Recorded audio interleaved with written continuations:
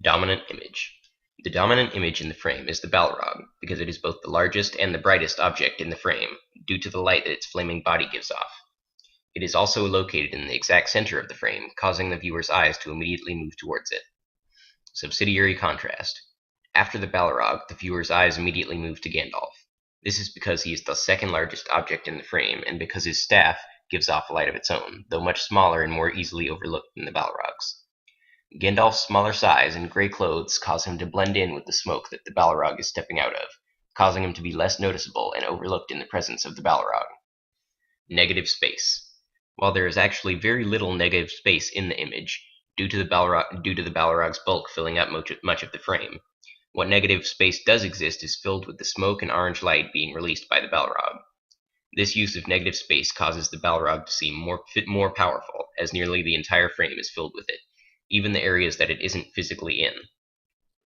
Framing. Within the frame, Gandalf is given little room to move, due to the size of the Balrog and how much space it takes up in the frame. The bridge that they are standing on extends into the off-screen space behind Gandalf, making it clear that he can still run from this fight if he wanted to. He chooses to fight despite this option, causing the viewer to see him in more of a heroic and noble light. Color values. The Balrog is a mix of black and red, two colors that people tend to associate with evil. The black represents darkness, which is one of the primary objects of fear among humanity, and the red is literally due to fire, which mankind associates with all things demonic and dangerous.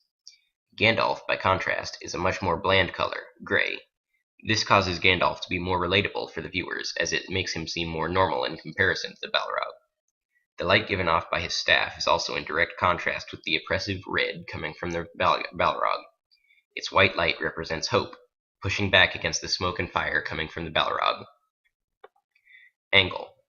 The image is seen from a low angle, causing the Balrog to be seen as even larger than it normally would, granting it a sense of power and strength. The angle also causes the viewer to see Gandalf from behind, causing him to be seen as an obstacle to the Balrog, as a protector. Since the viewer sees the image from a low angle, they can see that the two figures are standing on a thin stone bridge, reminding them of the situation that the heroes find themselves in. Depth.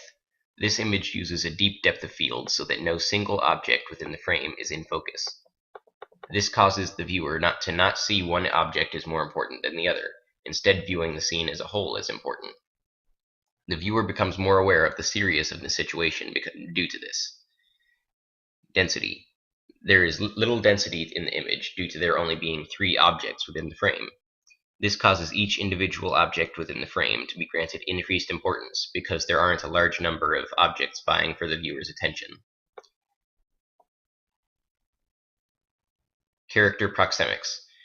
In the frame, there is very little space between the two characters, though in the actual scene there is a distance of several meters. The two are placed so close together within the frame in order to show how close the two are to coming into conflict. Character placement.